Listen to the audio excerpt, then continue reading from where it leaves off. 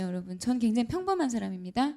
저는 그냥 더 포기할 곳이 없어서 죽을 만큼 노력했던 사람일 뿐이지 잘났거나 뭔가 머리가 좋거나 그게 아니에요. 어렸을 때부터 그 척박한 환경을 어떻게든 바꿔봐야겠다는 생각이 너무 강했었을 뿐이에요. 저희 어머니랑 아버지가 20살에 얼굴만 보고 결혼했어요. 아무것도 없이. 그러니까 너무 가난했어요. 물론 가난하다는 건 상대적인 개념이지만 동전 100원 잃어버려서 집에 못 들어간 적도 있고요. 집에 병뚜껑 1.5리터 그 사이다 물병 병뚜껑 없어졌다고 부부싸움 하시는 거 보면서 컸어요. 그러니까 저는 마음이 쉬지를 못했어요. 엄마를 웃게 해줘야겠다는 생각, 그리고 내가 그거를 꼭 해내야 된다는 생각. 사람들이 저 부자인 줄 알았어요. 그러니까 저는 사실 같이 생활하면서 굉장히 비참했었거든요. 그거를 드러내지 않기 위해서, 그러니까 친구들이 쓰는 씀씀이를 같이 맞춰주기 위해서 가회를 4개씩 했었어요. 계속 가회를 하면서 생활을 하는데 보니까 친구들이 너무 부자인 거예요. 경영대 애들이 진짜 내노라 하는 그 그룹집 애들도 꽤 있고, 그러니까 그 박탈감 느끼면서 나는 사실을 해야겠구나. 그리고 나처럼 없는 사람이 뭔가 인생을 역전할 수 있는 시험이겠구나 라는 생각이 들어서 뛰어들었어요. 근데 일단 가회를 포기를 못 하겠는 거예요. 어머니는 제가 야자 끝날 때까지 서서 일하시는 거예요. 아시는지 모르겠지만 여러분, 이마트에서 일하시는 분들은 못 앉습니다. 보시면 의자가 없어요. 앉으면 안 되게 돼 있고요.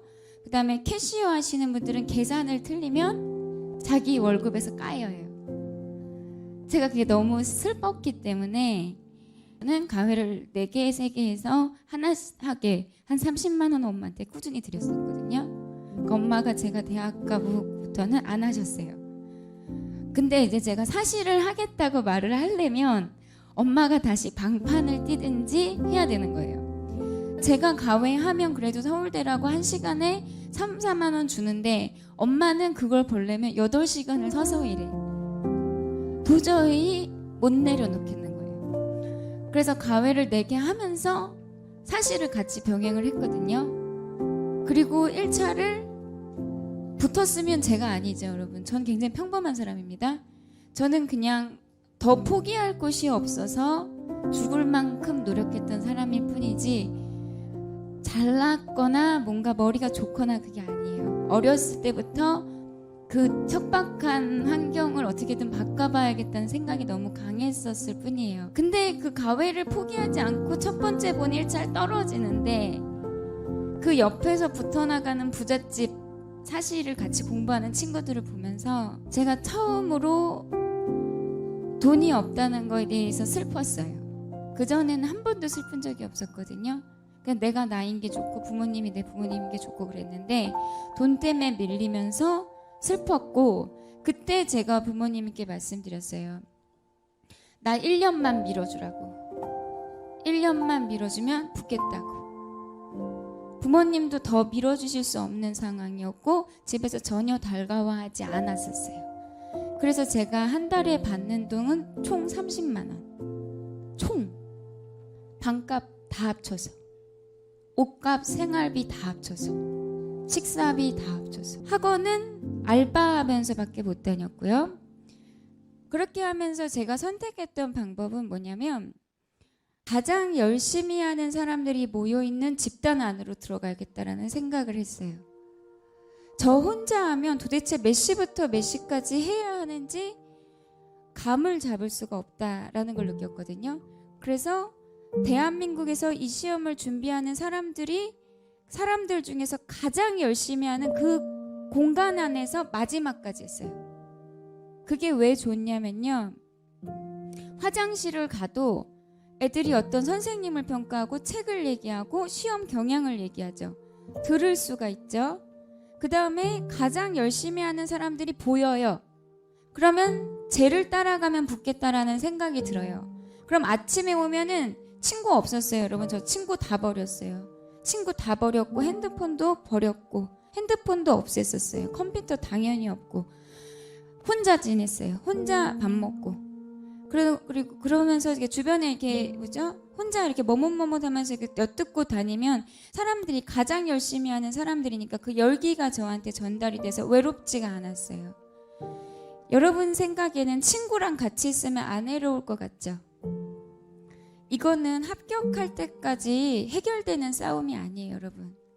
친구랑 같이 시험장 못 들어가잖아요. 그러니까 혼자 되는 거를 절대로 두려워하시거나 절대로 쪽팔려 하시면 안 돼요.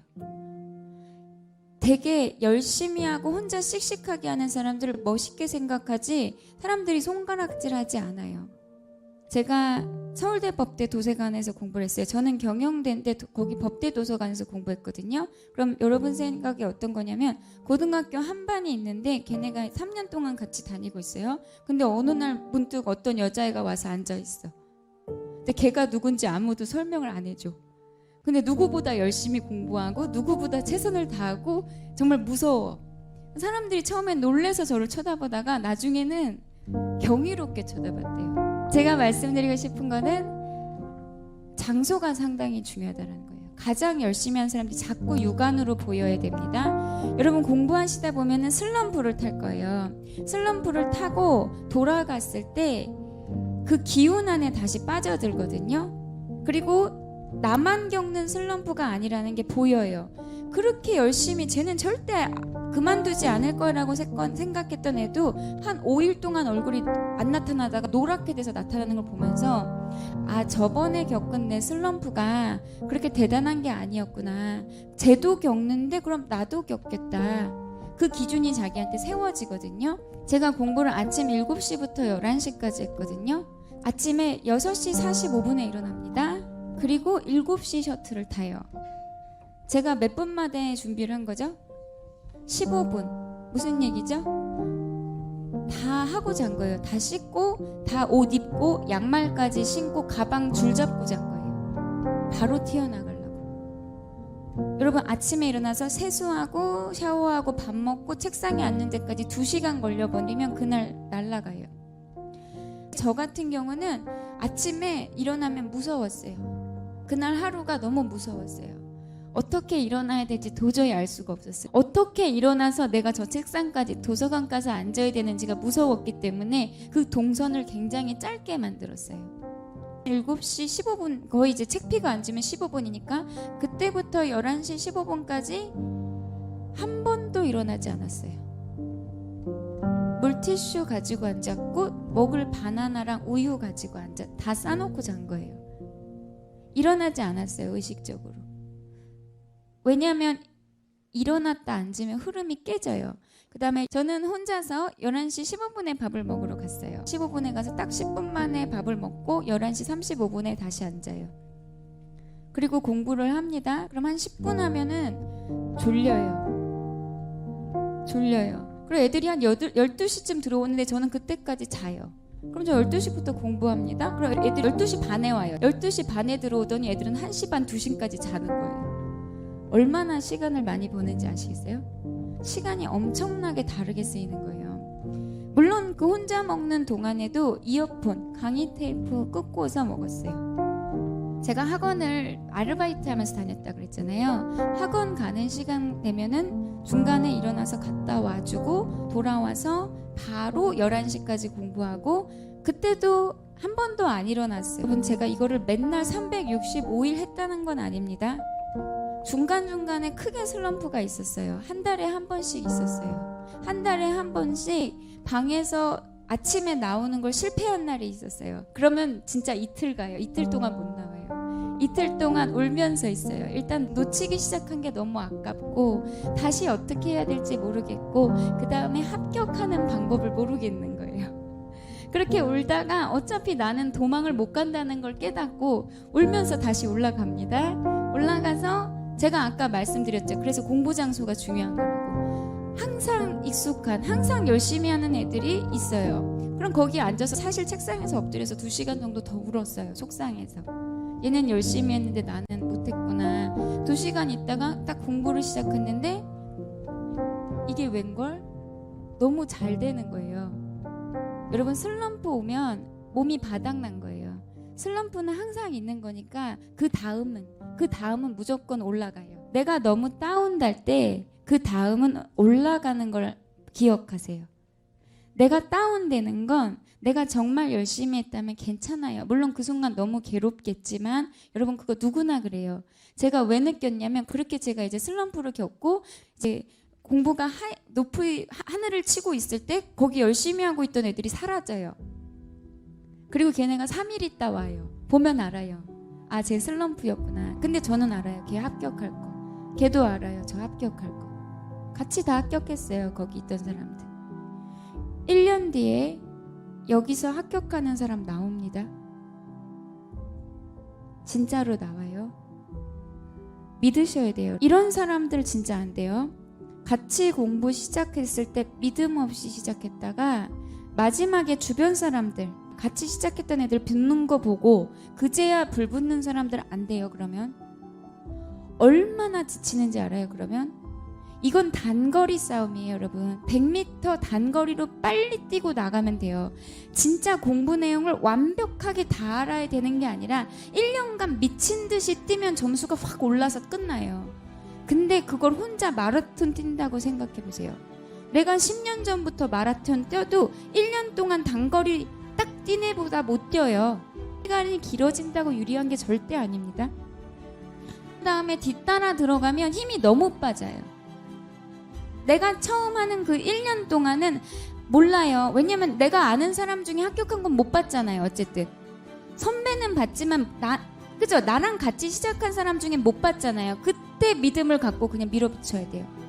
저도 그게 진짜 힘들었거든요. 그 1년 이 중에 합격한 사람이 나올지 말지 모른다는 일단 그거 자체가 믿음이 없기 때문에 나도 될 수 있다는 기준조차도 안 세워지는데 가장 열심히 하는 그룹 중에 있으면 아, 여기 안에서 내가 열심히 하는 10% 안에 들면 되는구나.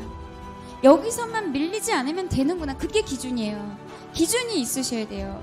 혼자 열심히 10년 전부터 공부해온 사람들하고 그거 아니라니까요. 그냥 딱 1년 100m 완주 딱 그거라니까요.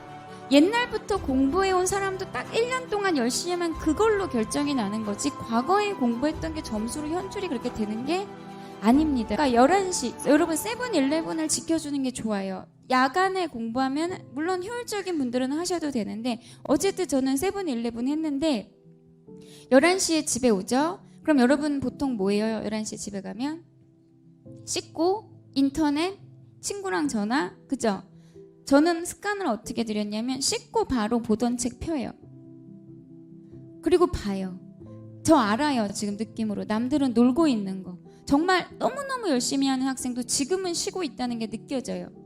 그리고 잠이 올 때까지 봐요. 그때 엄청나게 봅니다.